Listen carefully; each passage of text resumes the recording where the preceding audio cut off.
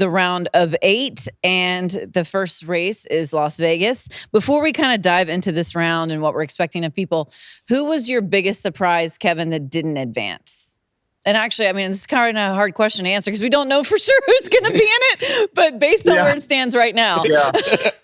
Well, I think when you look at the 99, you look at the 2,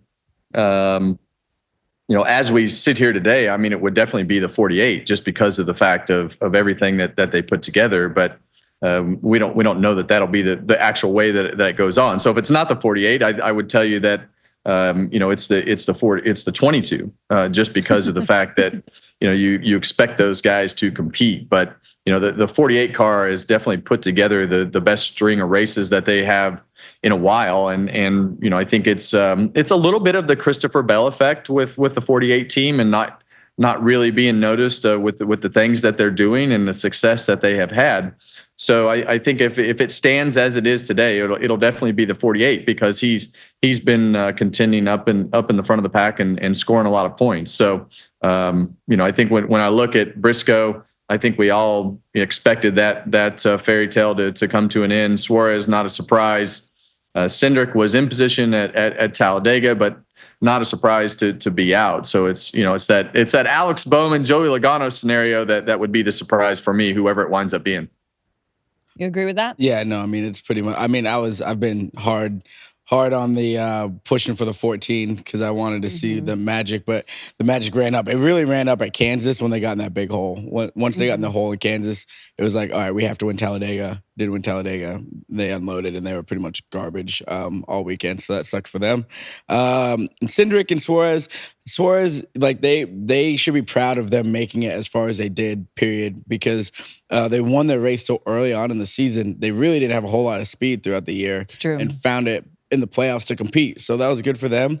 Cindric, he made some big strides. I felt like he put himself in position at the Roval to potentially win if there was a late race caution and he was going to be in the mix there.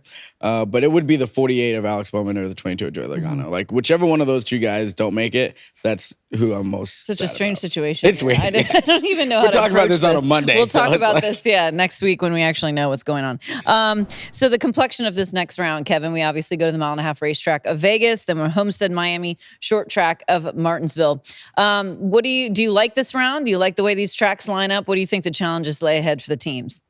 Well, it's definitely more of a NASCAR traditional round with 3 ovals. When you look back at Watkins Glen and the Roval being in those 2 rounds previously, that really changes things. And then you throw Talladega in there. So it was a very unique 2 rounds of races that you had to go to all these different styles of racetracks. And this one's more straightforward on paper, but when you look at Las Vegas, it's definitely going to be a racetrack where you need to run high. The weather is going to be cool out there for this particular weekend. So it's, cool for this time of year. So mid 70s. And so when I look at that, I look at speed from Las Vegas, and it's going to be a place that wears the tires out, and you're going to have to run a unique blend of lines. And I think that you have to have a versatile car to get through traffic. If it winds up being at the top of the racetrack, or if it winds up being at the bottom of the racetrack, you're going to have to be able to maneuver your car in places that other people aren't in order to get through lap traffic and get through the field, or whatever that case may be. So it's Vegas is unique with the bumps in turns 1 and 2. You have to run the bottom or the middle of the racetrack. Your car has to go through the bumps well, but it's a super fast racetrack that has some fall off. Homestead, you're going to have to run the wall. And we documented earlier who we think are the best at running the wall are and able to make that speed. So Martinsville is, we expect the Hendrick cars to go run well. We expect Denny Hamlin to go run well at Martinsville. So you have more traditional style racetracks, but still very unique in the fact that they're mile-and-a-half racetracks or racetracks that you have to be able to control the fall off in your car, be able to run the bottom of the racetrack at Vegas and run the top. Homestead, you're going to have to run the top, and you're going to have to run right next to the wall. And Kyle Larson and Reddick will be the best at that.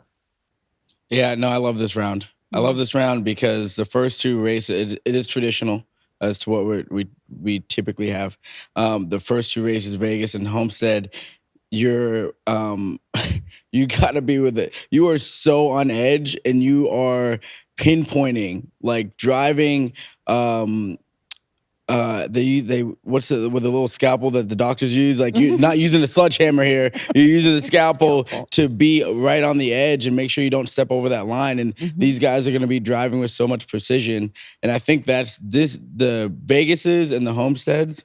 You add the pressure of not stepping over the line, not hitting the wall. I think this is why these guys are the best drivers in the world, because for 400 miles, they're going to be within an inch of the wall and not hitting it, or just leaning up against it and making speed. So these two tracks are really fun to watch. There's a lot of different grooves, and you just be raw speed. You just gotta be fast, man. And whoever has the biggest cojones will probably come out with the best result, because you can't be scared of it. Kevin, you mentioned earlier the fact that obviously the cars need to leave by Tuesday. You know, it is a West Coast race going all the way out to Nevada. Is that a little unique for the teams because it's such a quick turnaround? I know a lot of the guys typically have Mondays off. Everyone is working today. It just does add a different little bit of an element to the week for the teams with the West Coast race. I think one thing that people don't really understand are the logistics about this sport, and being able to have your cars prepared sometimes the week ahead of time and get your cars to the West Coast. The teams live in a logistical nightmare. You know, they, for the most part, travel private. They have a couple truck drivers. Some have used 3 truck drivers in order to minimize that time in order to get your stuff from the East Coast to the West Coast, from the West Coast back to the East Coast. And you got to go from Las Vegas to Homestead. So it's logistically is an absolute nightmare to be able to put all that together and be able to do it as efficiently as possible. But most all these guys will have their cars prepared. They go in today and do the final preparation with everything that they need to do and finish that up tomorrow. But most everything will have to be loaded up by tomorrow night to get the cars out there in time. And so it's it's definitely tough on the teams. But at this particular point, they're, especially the guys that are racing for a championship, they're the guys that are in there digging, and it's no problem to show up on work at work on Monday morning this week, especially after they've been in Charlotte. So they get that nice week at home, and then they have to come right in Monday morning and get their stuff ready quicker than normal to send it to the West Coast. I mean, it's North Carolina, Nevada, Florida. And then we go to Virginia and then back to Phoenix. This last stretch is pretty intense. This is not easy work, people. Like, we love it here. We love this stuff, but this is not for everybody. Yes. Yeah. You definitely have your work cut out for you. Okay. So guys, as it stands right now, the drivers below the line are Ryan Blaney, Denny Hamlin, Chase Elliott, and Joey Logano. So of that group, who do you think maybe will be feeling the pressure the most as they embark on this new round? Well, I guess I should say, from that group, who impressed you the least from this round we just had? Yeah, well, I think from the round we just had, I mean, it's still, I still think that Denny Hamlin was still the least impressive. I think they got lucky at Talladega, and you got to have some luck, and they haven't had a lot of great luck. So to get some good luck, I think put them on their way to making it to the third round here. So I think this gives them a reset. I think that they still have the most pressure on them to go out and perform and do the things that they need to do on tracks that they think are going to be good for them. But I think when you look at William Byron being able to put himself in a position that they seem to be back in form. Kyle Larson, he just continues to show you. Christopher Bell continues to show you. So, there are guys that have shown speed, and Chase Elliott, they put together a good round as well over, but it's consistent, right? Like, who are the guys that are going to be able to go out there and win? I still think that Reddick can go out there and win one of these first 2 races.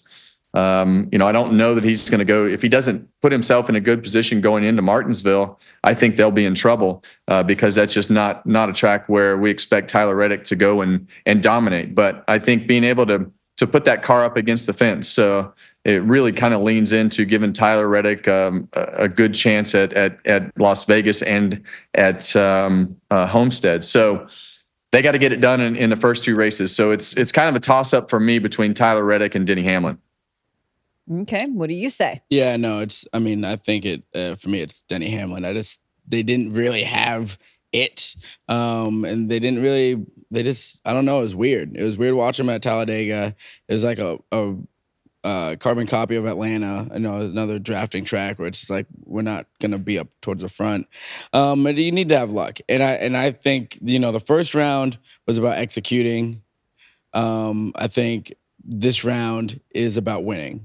Period. Yeah. Like, I think you had to be aggressive last round, right? The round of 12, you had to be aggressive. This one, you got to win. There's 3 tracks, right? So 3 people can win. 3 different winners can go in. Someone has to make it in on points.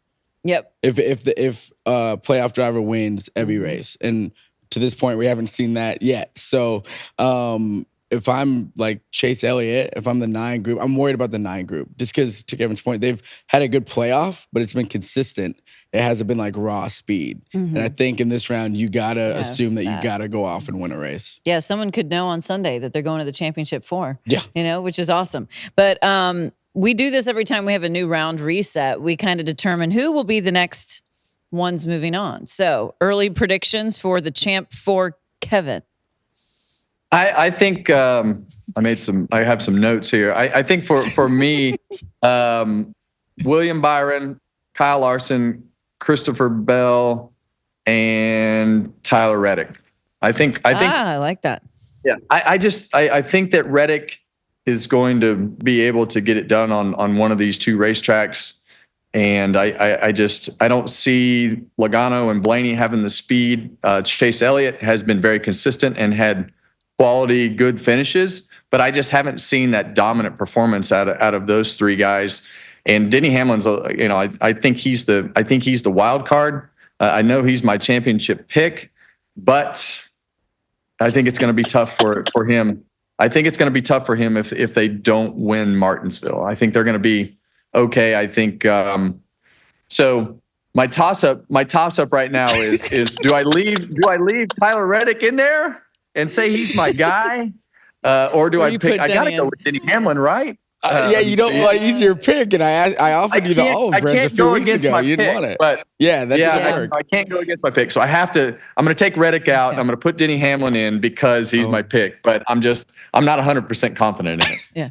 No, you're not. I don't even think he's 20% confident in it. Just oscillating there back and forth. Okay, mine's Larson, Bell, Byron, and Blaney. I do think Ryan Blaney will be able to make it to the champ 4 again. Okay. I just see them finding some magic like they did a year ago. Yeah. What you got? I mean, I'm not too far away. I mean, obviously, I'm Larson. 12 and 5. And then it's hard to go against Christopher Bell. I really don't want to. I know. I really don't want to go against him. I think I'm going to go Christopher Bell because he's just been able to do it. One more. He's bad at math. He's bad at math. Hey, calm down. I'm going to do this. If the 48 if the 48 is in the postseason still, I'm putting him in the final 4. If he's not. I mean, could you not get out of your 4th pick any more bullshit way than you just got out of it? Wait. Blah, blah, blah. Pick somebody who's in there right now. Okay. I'm going to go. You knew that was not going to go over well with I him. thought I was going to be slided in there. I'm going to go with William Byron. So it's Larson, Bell, Byron, and Blaney too. We have the exact same. I know. I agree with you. It's for me. It's a toss up with Reddick. It's tough because they just they haven't. Yeah, but a few weeks ago we were talking about how Reddick was doing nothing for us. Right. That's why it's I mean, Byron had a way better round. Yeah. Yeah, and Reddick is still not. I mean, he hasn't done anything. But there's 2 racetracks that are just Tyler Reddick style racetracks, and ran well at Vegas at the beginning of the year, and you see that determination at the end of the Roval.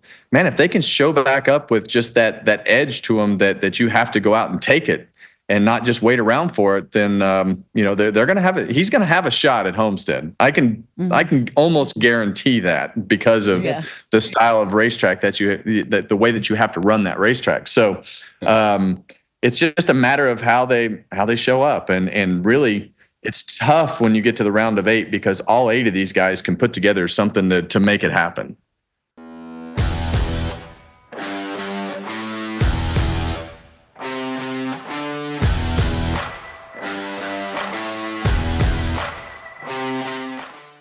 Hey, race fans, thanks for watching our video. For all NASCAR on Fox News, content, and the best clips from Fox Sports, be sure to follow and subscribe to our channel.